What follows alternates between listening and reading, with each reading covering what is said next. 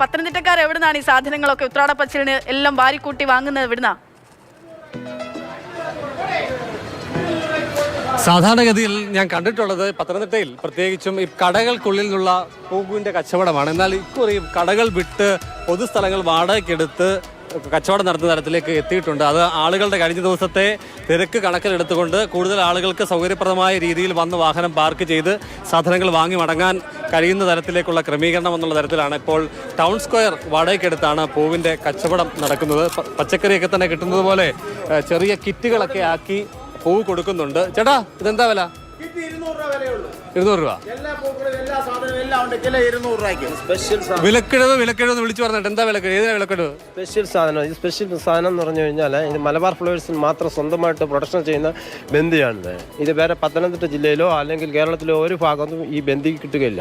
ഇതാണ് വൈറ്റ് ബന്ദി എന്ന് പറയുന്നത്. അതുപോലെ വളരെ വില കുറച്ചാണ്. നമ്മൾ സ്വന്തം ഫാം ഉള്ളതുകൊണ്ട് നമ്മൾ റേറ്റ് കുറച്ച് തന്നെയാണ് ഇവിടെ ഇപ്പോൾ സപ്ലൈ ചെയ്തുകൊണ്ടിരിക്കുന്നത്. ചേട്ടാ, എന്താ ഓണത്തിന്റെ പരിപാടികളൊക്കെ എന്താ? എല്ലാം കഴിഞ്ഞോ? സാധനമൊക്കെ റെഡിയായോ? അവസാനവട്ട ഒരുക്കത്തിൽ പൂവിടെ മേടിക്കാനൊക്കെ ഇറങ്ങിയത് കഴിഞ്ഞു. ഇന്നത്തെ ഓണം ഷോപ്പിംഗ് കഴിഞ്ഞു. ഫൈനൽ. ചേച്ചി, വീട്ടിലെല്ലാവരും വന്നോ? അമ്മയൊക്കെ ഉണ്ടോ? എല്ലാവരും? റാണിയൊക്കെ വന്നോ? റാണി വന്നിട്ടില്ല. ബാക്കി എല്ലാവരും ഇവിടെ വീട്ടിലെല്ലാവരും വന്നു. ഓണമൊക്കെ നന്നായിട്ട് പോകുന്നു. ഇന്നൊക്കെ എന്തൊക്കെയാ വാങ്ങിച്ചത്? ഇന്നിപ്പോൾ അത്തപ്പൂ ഇടാൻ വേണ്ടിയിട്ടുള്ള പൂക്കളത്തിന് വേണ്ടി ഒരുക്കാനുള്ള പൂ വാങ്ങിക്കാൻ വേണ്ടി ഇറങ്ങിയതാ. അപ്പം പൂവൊക്കെ ഇങ്ങനെ വാങ്ങിച്ചുകൊണ്ടിരിക്കുന്നു. കേട്ടിട്ട് എങ്ങനെയുണ്ട്? കുറവോ കൂടുതലോ? വില കൂടുതൽ തന്നെയാണ്, കൂടുതലാണ്. കാരണം ഇപ്പം നമുക്ക് ഈ വീടുകളിൽ കുറച്ച് പേര് പൂക്കൾ കൃഷി ചെയ്തല്ലോ. അപ്പോൾ കമ്പാരിറ്റീവ്ലി ഇത് വെച്ച് നോക്കുമ്പോൾ നമുക്ക് കുറച്ചുകൂടെ വില സഹായത്തിന് തന്നായിരുന്നു. ഓക്കെ, അപ്പോൾ ഹാപ്പി ഓണം. ശരി ചേട്ടാ, എങ്ങനെയുണ്ട് ഈ കച്ചവടം? എങ്ങനെയുണ്ട്? പൊടിയടിച്ച ലക്ഷണം ഉണ്ടല്ലോ. ഞങ്ങൾ ഇതുവരെയ്ക്കും വൈകിട്ട് കച്ചവടം നടക്കേണ്ടതാണ്. കച്ചവടം വളരെ പമ്പിൽ നിൽക്കുകയാണ്. ഇനി ഒരു മണിക്കൂറൂടെ കഴിയുമ്പോൾ കൂടുമെന്നുള്ള പ്രതീക്ഷയിലാണ്. ഇതെല്ലാം തമിഴ്നാട് കോയമ്പത്തൂർ എന്നുള്ള സ്ഥലങ്ങളിൽ നിന്ന് ശേഖരിച്ച് കൊണ്ടിട്ടൊക്കെയാണ്. എല്ലാം പ്രതീക്ഷയാണല്ലോ. പിന്നെ നമ്മൾ 1-2 പാർട്ടികൾ ഇല്ലെങ്കിൽ ബാക്കിയുള്ളവരൊക്കെ കൂട്ടി ചെയ്തേനെ. പക്ഷേ എന്നാലും കുഴപ്പങ്ങളില്ല. ഇല്ലാത്ത സാധനങ്ങളും ഉണ്ട്, ഉള്ള സാധനങ്ങളെല്ലാം ഉണ്ട്. വില കുറച്ച് കൊടുക്കുകയാണ്. പിന്നെ കൂടെ കഴിഞ്ഞാൽ പിന്നെ കൂടെ വില കുറയും. ഈ പൂക്കളിൽ ഏത് ഐറ്റത്തിനാണ് കൂടുതൽ ആവശ്യക്കാരുള്ളത്? കൂടുതൽ ആവശ്യക്കാരുള്ളത് മഞ്ഞപ്പൂവാണ്. ജമന്തിക്കാണ് ഏറ്റവും കൂടുതൽ ആവശ്യക്കാരുള്ള, കളർഫുള്ളും കാര്യങ്ങളുള്ളത്. അതാണ് ഏറ്റവും കൂടുതൽ. ജമന്തിക്കാണ് കളർഫുള്ളുള്ള ആൾക്കാർ. ബാടാമുല്ലയാണ് പിന്നെ കിട്ടാത്ത സാധനങ്ങൾ. റോസാപ്പൂ ഇഷ്ടം പോലെ ഉണ്ട്, കുഴപ്പങ്ങളില്ല. എന്നാലും ബാക്കിയുള്ള കാര്യങ്ങളിൽ കുറവുകളൊന്നുമില്ല. എല്ലാ പൂക്കളും സൗകര്യമായിട്ട് ജനങ്ങൾക്ക് എത്തിച്ചു കൊടുക്കുക എന്നുള്ളതാണ് നമ്മുടെ ഒരു കർത്തവ്യം. ശരി. ഇക്കുറി മെയ് മാസം പാതിയോടുകൂടി തന്നെ കനത്ത മഴയായിരുന്നു പത്തനംതിട്ട ജില്ലയിൽ പ്രത്യേകിച്ച്. അതുകൊണ്ട് തന്നെ ഈ പ്രാദേശികമായ മുൻപ് പൂക്കൃഷി ചെയ്തിരുന്ന കർഷകരൊക്കെ തന്നെ ആ രീതിയിലേക്ക് കൃഷി ഡെവലപ്പ് ചെയ്ത് കൊണ്ടുവരാൻ കഴിയാത്ത ഒരു സ്ഥിതിയുണ്ട്. അതുകൊണ്ട് ഏറെക്കുറെ അന്യ സംസ്ഥാനത്ത് പ്രത്യേകിച്ചും തമിഴ്നാട്ടിൽ നിന്നാണ് എത്തിയിട്ടുള്ളത് ഈ പൂവ്. അതുകൊണ്ട് തന്നെ മുൻ വർഷങ്ങളെക്കാൾ അല്പം വില കൂടുതലാണ് എന്ന് തന്നെയാണ് മനസ്സിലാക്കുന്നത്. ചേച്ചി, എന്തൊക്കെ വാങ്ങിക്കാനാവും? ജമന്തി, മുല്ലപ്പൂ ചോദിച്ചായിരുന്നു. മുല്ലപ്പൂ ഇല്ല. മുല്ലപ്പൂവിന്റെ സീസൺ അല്ലെന്നാണോ? മുല്ലപ്പൂ കിട്ടാനില്ലെന്നാണോ? എന്താ സ്ഥിതി? ഇവിടെ മുല്ലപ്പൂ ചോദിച്ചപ്പോൾ ഇല്ല എന്നാണ് പറഞ്ഞത്. വാങ്ങിച്ചോ? എന്തോ? വാങ്ങി കിറ്റാണ് വാങ്ങിയത്. ചേട്ടാ, ഇപ്പം മുല്ലപ്പൂവിന്റെ സീസൺ അല്ലേ? ഇപ്പം മുല്ലപ്പൂവിൻ്റെ സീസണാണ്.